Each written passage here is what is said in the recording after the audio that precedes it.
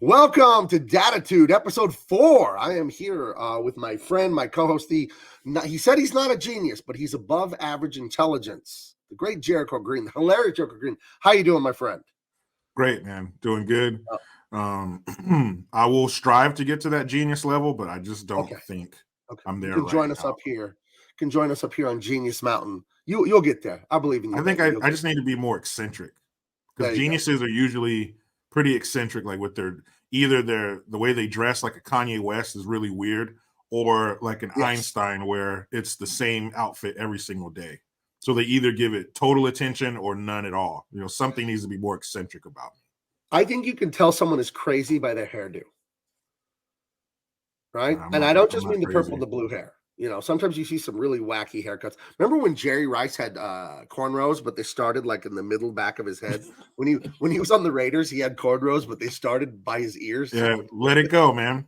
You just got to let that hairline go. Right. Well, is it only relegated to the hair on top of your head? Because if we can mention Michael Jordan's salute to the Führer mustache that he had for years. Is Michael Jordan, is he the only one that had the Hitler mustache? It's 3 of them. It's Charlie Chaplin, right? The Führer, and Michael Jordan. And Michael Jordan didn't just have this mustache on his private time, walking around when you're free to do whatever you want. Oh no, Michael Jordan was right? cutting commercials for Hanes with the Adolf Hitler mustache, and I love it. I love it. Is he not aware? Is he not a student of history, or what's going on with He's Michael Jordan? He's Michael Jordan, and nobody's going to say anything to him. Now, you know, through this kaleidoscope clown's butthole that we live in, known as this year, if he had a lighter skin complexion, oh my gosh, he wouldn't leave his front door. His wife and children would be holding on, Father, please. No, you would not be allowed to rock that mustache. But maybe Michael Jordan has that much pop culture capital in his account where he can pull off. This is a Hanes commercial. If most of us turn around right now and look at our underwear tags. What is he doing? Because he has a little bit of the Führer, but then right under his lip, he has like Führer Part patch. 2 under his lip. These are both very you got to be pretty brave to pull off either one of those. A soul patch, if I were king, that could probably get you 30 days in jail for a soul patch. And obviously, you got to know when you cut your mustache to here, you know what that is. I shaved my mustache for Halloween because I was Tyrus for Halloween, so it's growing back. But I can't grow a Hitler mustache. There are some Mexicans, could be Spanish blood or the Native American blood, I don't know. But if you look real close, I don't have hair right there. I have like 5 hairs right there. I have a full beard, full mustache, but right in the center, there's like 5 hairs right there. There's barely any. Keep trying, man. Keep trying for that Hitler. So if anyone ever accuses me of the Charlie Chaplin / Adolf, it'd be a lie, because I am incapable currently of growing that. The Adolf Chaplin. I don't think it's coming in. I'm 45. I think my mustache is where it's going to be at this point. No, you need to talk to some old people in your family or in your wife's family There's some kind of remedy. There's some kind of mixture that somebody's great-great-grandma, it probably has like eggshells and ash in it or Oh something. gosh. And you just slather it right here and then it'll grow in there. Don't give up. What I'm trying to say is, Gabe, don't give up on the Adolf Chaplin. Don't give up on your dreams. No. But what if Michael Jordan, we don't know, he's a huge Charlie Chaplin buff. Like he has a whole movie theater dedicated to him. He's, he dresses up like him for Halloween. I don't know. That's the only other thing that I can think of. We got a famous mustache here. This is the famous Mexican comedic actor Cantinflas. My grandpa liked him a lot. And he was very Mexican, could not grow the full mustache. Having a mustache is a big part of Mexican culture. You see all those Mexican dads. That's a very brave right? Facial hair decision here, just the corners. That's another right. Crazy one. But I have seen it, and I've only seen it basically in South American Mexicans and stuff like that, where they don't have hair right there in the very center of the mustache. Yeah. But that having that Samuel Elliott handlebar, or a beard, that's a sign of masculinity. I think the caveman DNA still bleeds through in a lot of different ways in our modern world. But having facial hair and big facial hair, that's a sign of masculinity and virality. Yeah, there you go. Tom Selleck. Virility. Yeah. Right. I think, let's look at that thing. I think that is the greatest mustache of all time. This mustache has a bunch of illegitimate children itself, not just Tom Selleck. Tom Selleck's good. He's good. He's not a scumbag. No, this mustache, though, on its own has like 9 kids with 8 different women, though. Oh, my goodness. Just a total, horrible. Just a philandering. Scumbag. Yeah, he's a piece of shit. That mustache is a piece of shit, but Tom Selleck is a national treasure. And look at the forearms. I mean, that being, with fur, that's a big time sign of masculinity. That mustache, it's called a Tom Selleck. If you grow a mustache, somebody's going to say something about Tom Selleck to you. It's iconic. That mustache has its own wax replica in the Madame Tussauds Wax Museum. There's Tom Selleck with that mustache, and then the mustache just on a stand by itself. So again, just to review, everyone out there, no and yes. This has nothing to do with race either. Okay? Don't even try it. If you can pull off the Adolf Chaplin soul patch, I say do it. All right. Jericho said that, not me. I'm team Adolf Chaplin. I would advise against it. Goodness. Okay, so for today's show, now that we've got the mustache section out of the way, thank goodness. I saw a guy wearing a T-shirt that said "Free Mustache Rides." What is your opinion on people wearing super trashy shirts in public? Shirts with swear words on them, shirts with like topless women on them. Like my face is leaving in 15 minutes. Be on it. The dad in me, I don't want my kids seeing that shit, especially now that my son's old enough to read.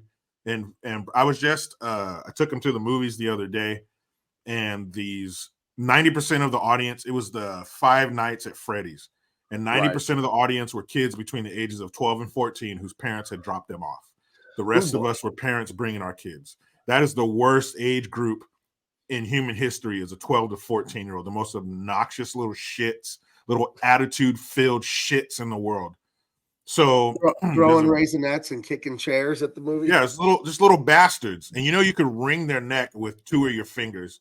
So there's a bunch of kids. There's a big group of them all the way down in the front, and there's a big group of them all the way in the back. So the ones down on the front, when there's a scary scene, they all scream. And the ones in the back go, shut the fuck up, blah, blah, blah. So this happens about 2 or 3 times. I'm there with my 7-year-old son. So they did it again, and I said, hey, why don't you guys stop cussing? There's kids in here. And then they stopped after that. But just did you get hit with a few raisinets later? Or? Hell no. So you used the dad voice so they understood. Because I wanted the whole theater to hear me. Hey, you know what that voice is? That makes pee go down your leg, like the little kid in that movie Ransom when he hears the kidnapper's voice. But just that. Oh, I don't like that, but it's the world we live in. There's a chance you take when you go out in public that you're going to run into an a-hole, but I don't like that stuff. I don't. I wish if they were just adults somewhere, hey man, you can put the raunchiest stuff you want on your t-shirt. I'm no prude, but The I definitely don't raunchier, the want kids better. seeing that. I don't want kids seeing that crap. I think On my brother's 16th birthday. Maybe we should review this movie on our movie review show we do Wednesday night, 6 p.m. Pacific on this channel. My brother's 16th birthday, we went to the movies, and this is what there was to watch. This is not a good movie. This is a terrible, terrible movie. I'm very tall, and I always have been. I'm 6'4" at 45 years old, but I was 6'2" at 14 years old. Okay. And I must have bumped the chair in front of me at the theater or kicked it, but not intentionally. I would never do that. I wasn't raised that way. And there was an adult man in front of me. And I must have bumped his chair with my super long legs. Because in the 90s, the theaters were not the big stadium seats. Remember, there was much smaller seating. And I must have kicked his chair and irritated him. And he finally turned around and yelled at me. And I didn't mean to bother him. He said, "You touch my chair again, I'm going to kick your little ass." And he was standing. So I stood up, and it was so funny to watch his face, dude, because he was an average sized man, 5'9", 5'10". He's standing there, and I'm sitting, and he's yelling at me, and I stand, and I just go right past him. He's like, "Well, you better watch it." And then he sat down. But yeah, I stood up and towered. And it didn't help that I was, taller than him and bigger. But then I was in the higher row, so I was even more elevated. So I probably was just like towering over this guy yelling at me. But I didn't, act like a punk or tell him nothing. I was just like, I'm not going to sit and get punched in the face by this guy. So, but yeah, that was my experience being the 14-year-old irritating kid at the movies. Sorry, man, I didn't mean to kick your chair. I didn't mean to do it. But I did tell someone something once. What was that show, Dragonheart? It was a movie starring Sean Connery as a driver. Oh yeah, and who was it? One of the Quaids. Yeah, and I went to the theater with my wife to see Dragonheart, starring 007, and the theater was literally empty. It was like a 1 p.m. show. Me and my wife, and I think Minnie, my daughter, who's 26 now, was like a baby. And a guy comes in with his son. Empty theater. Where do you think he sat, Jericho? Oh, right near you. Either next to you or behind you. Right in front of me. Oh. And I actually spoke up. I said, "Hey, man, this entire theater is empty. Why did you sit right in front of me?" And he's like, "Screw you," or blah, blah, blah. Like he just said some grumpy whatever. But I didn't push it further because, I'm not going to get in a fight at Dragonheart. I'm not one of those people in your pajamas getting in a fight at Walmart or whatever. Oh my God. Yeah, some people, I don't know if they don't think or like the theater was literally empty and you sat in front of me. And again, it's 1998. It's not stadium seating. It's kind of crappy when someone sits in front of you, it sucks. So I don't know, whatever. People suck, man. Speaking of going places, what you told me you wanted to talk about is the age-old question between men and women. It's a point of tension. Is it other women? No. Is it finances? Is it where to live? Is it her in-laws? No. The thing that has bothered men and women, couples, married couples, where do you want to eat? Lay it on me, Jericho. How does this go with your wife? How are guys supposed to handle this kind of thing? And what is the bigger picture here with where do you want to eat? I don't know. How does it go for you guys? It goes for me the same way it goes for every man in every relationship through time. The same way. Where do you want to eat? I don't know. Where do you want to eat? Right. And so in our logic mind, we rattle off 2 or 3 options. Let's go here. Let's go here or here. No, what do they say? I don't like it. I don't like their chips. I don't like their pasta. It's too cold. I don't want to eat outside. So here we go. Yeah. So if you have all of these answers ready in your chamber, why did you ask me? Because it sounds to me like you already know where you want to eat. And you're just asking me this so you can shoot down my answers? Women should be What is more this? straightforward and say, guess where I want to eat. Yeah, That's what they should say because they know it, exactly. but it's so much more pleasing and special to them if you guess it, Jericho, and you guess It's a it game. perfectly. It's a game. It's a fun They little want to game they see. like to play. They want to see how well do you know me. They want to see if you stored every single minute piece of information about them that they've given you since the day that you shook Right, hands with them right. and met them. Do you remember every single thing about me? Now, do you have a job you're working or a business that you're running and a family that you're raising and protecting and providing for and grass to cut and trees to trim and a driveway to shovel if you live in snow, decorations to put up, so on and so forth? Yes, you have all of that to deal with, but what I need you to do is to hold on to every single little tiny thing I've ever told you since way back. It's always bigger, gentlemen. With women, it's always bigger. You're just seeing this little thread, but it's connected to an entire ball of yarn of their mind and what they want this relationship to be. I liken a woman's mind versus a man's mind this way. A man's mind is a series of pipes. The liquid has a direct route where it needs to flow, right to left, up, down, in, out. Oh my gosh, Jericho's choking on his water. Call 911. Oh my God, are you okay? He got that. Oh, he got that flustered. I'm sorry. This is a very triggering topic for Jericho. But a man's mind is like a series of pipes. The water flows in direct routes from where it needs to be to where it needs to go. A woman's mind is like a tea bag. There's water. It flows through the mesh of the bag. It mixes with all the tea leaves in and out. Everything, like you said, Jericho, is just interconnected in a woman's mind. Now, I saw a guy online and I tried his technique with my wife because I love taking my wife out to eat.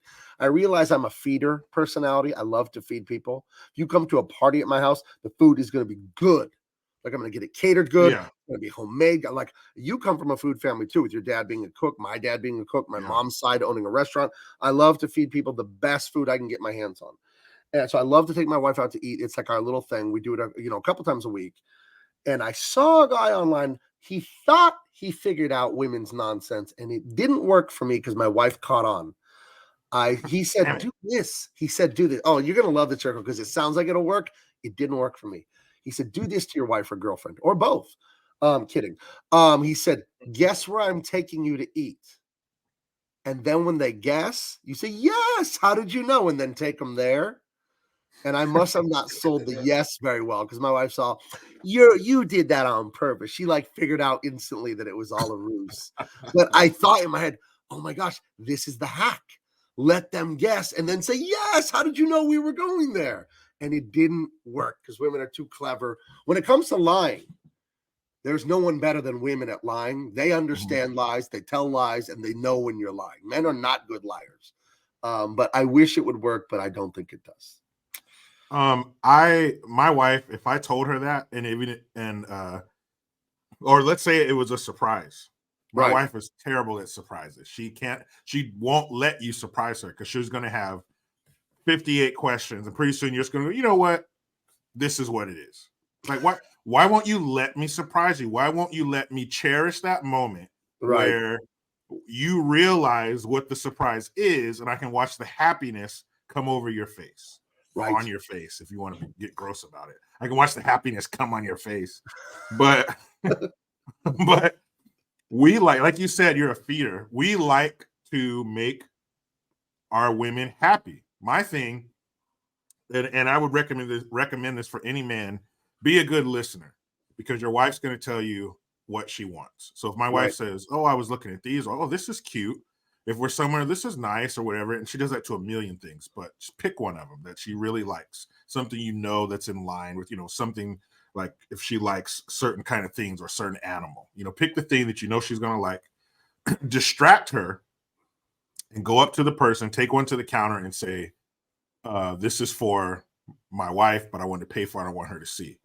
Boom, boom. So then, you keep it on you, stash it somewhere at the house, but we like to make them happy, right? But sometimes they make it difficult to make them happy. Like, this is I'm giving you happiness. Don't you want this?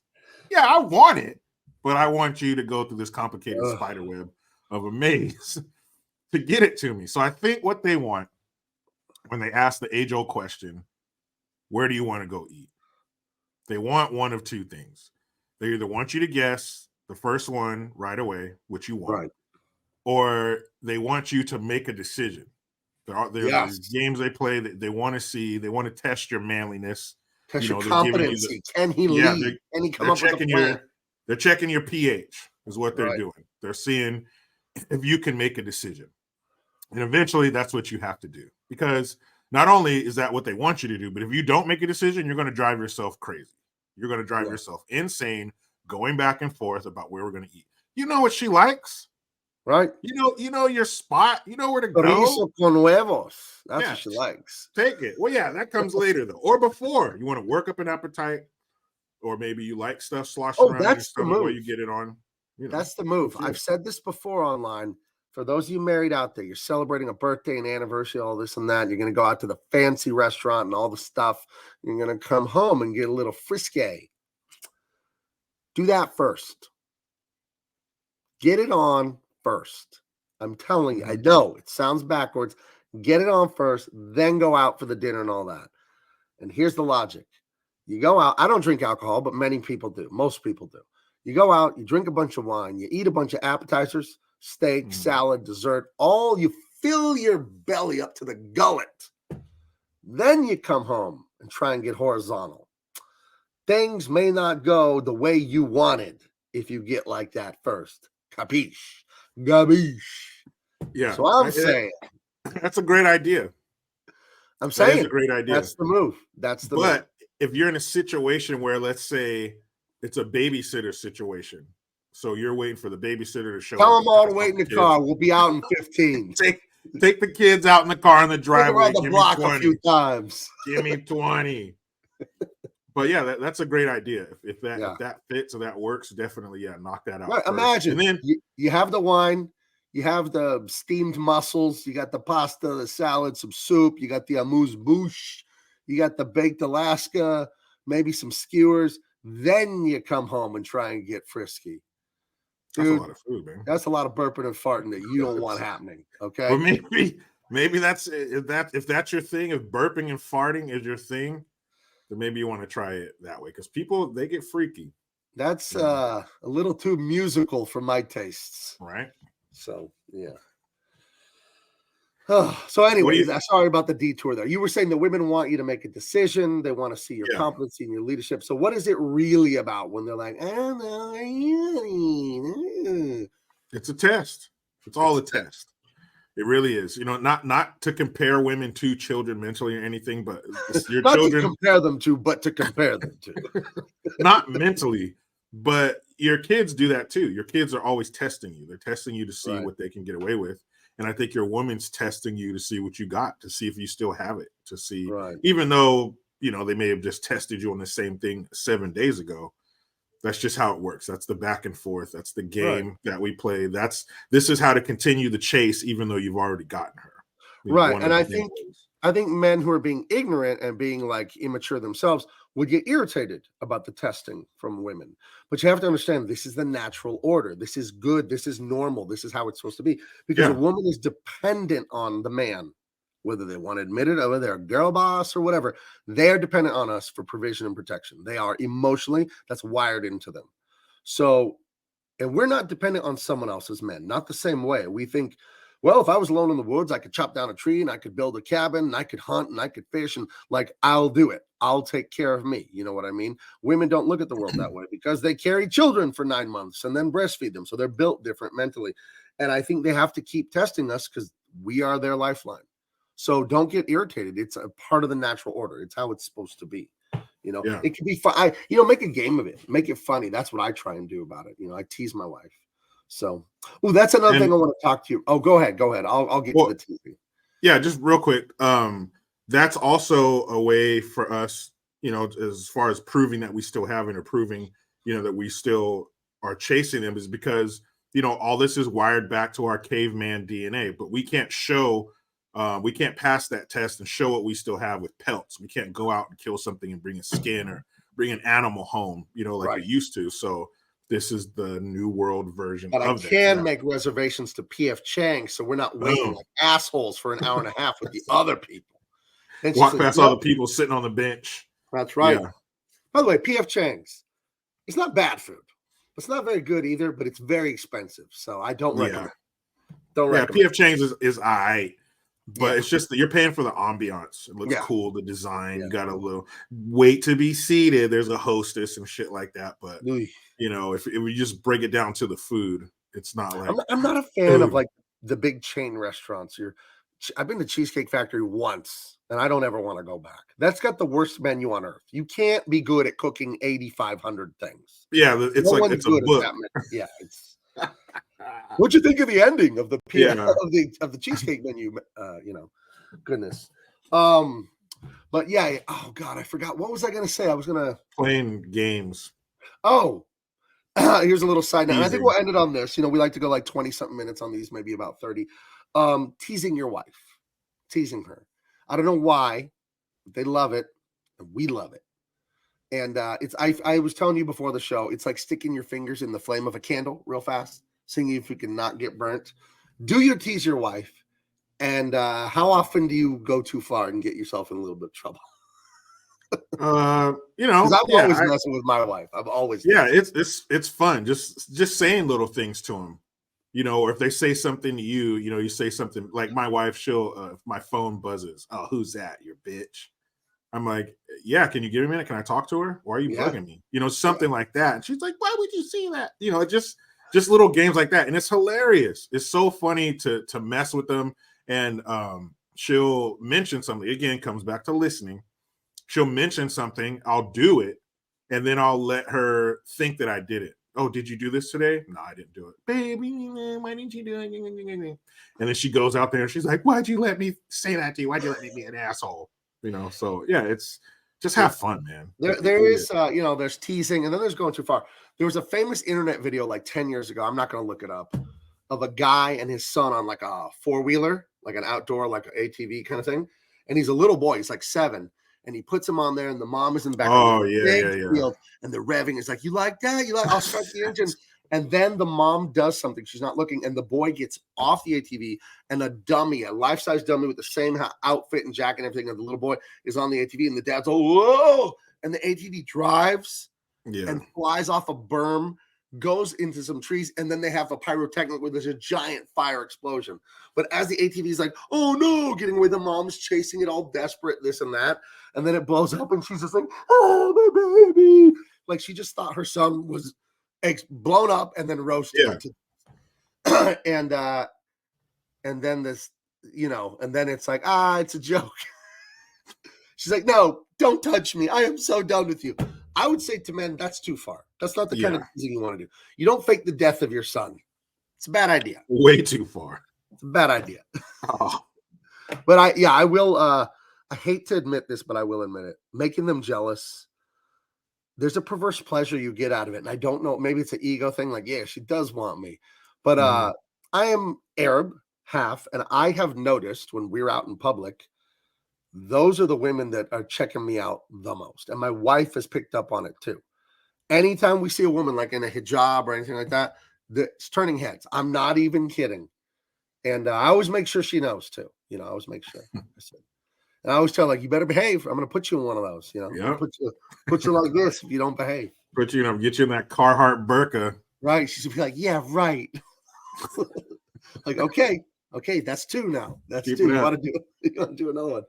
So I don't know what it is, the playfulness, the teasing. I don't know. It is fun, though. It is fun. But do not fake an explosion on ATV. It's a very bad idea. Come on. Yeah, what dumbass. That, you know, that obviously shows her husband's an asshole. For him to even agree to that. Like, you know, even for a split second, she's going to believe that her child has died. Man, that shit ain't funny. Right. And not only believe it, but believe that she just watched it happen. You know what I mean? Like, yeah, and it's his fault. It's his fault for revving the engine and playing around. Yeah, man, that's stupid. Oh, I actually found it. Let me bring it up here. It took 2 seconds to find. Let me present, share my screen. I want you to see the business end of this. Okay, this is what a dumbass. This is insane. So he's already put that's not a real kid, that's a dummy on the ATV, and the wife has just turned around and he's like, oh no, it's getting away. Look at this horrible prank. Look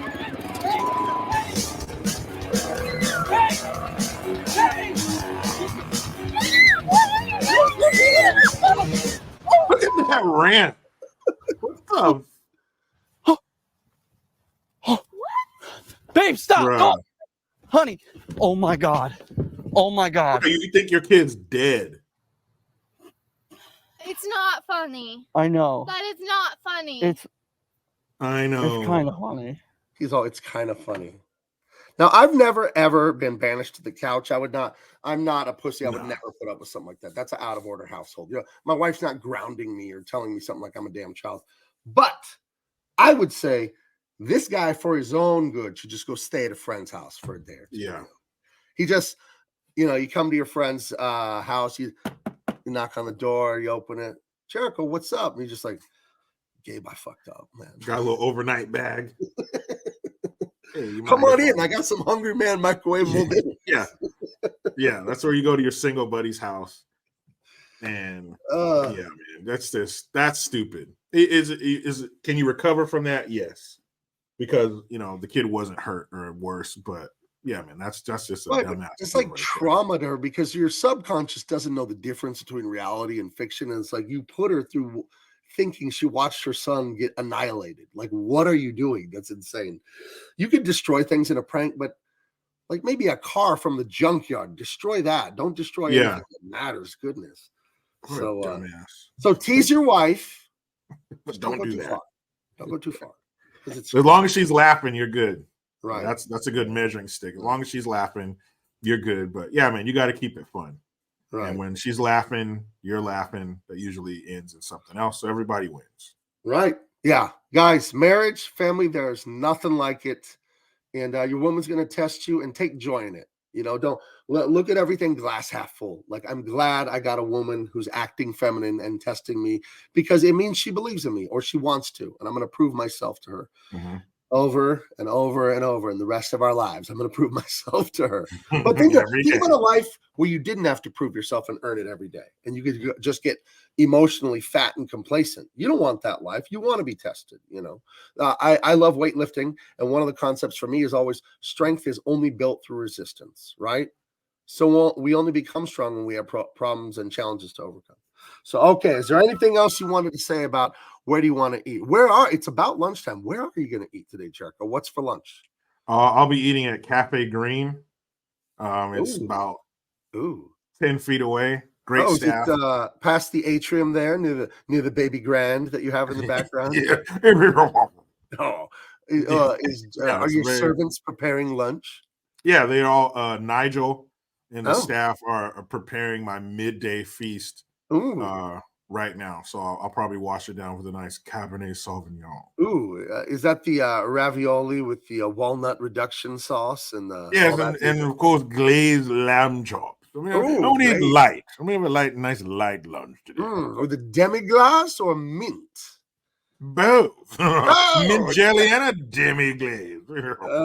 Nice. All right, guys. Well, thank you for watching Daditude. Hit the like, subscribe, check out all the links, subscribe to Jericho's channel too. Everything's in the description.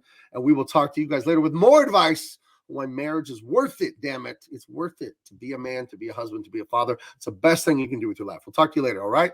Bye-bye.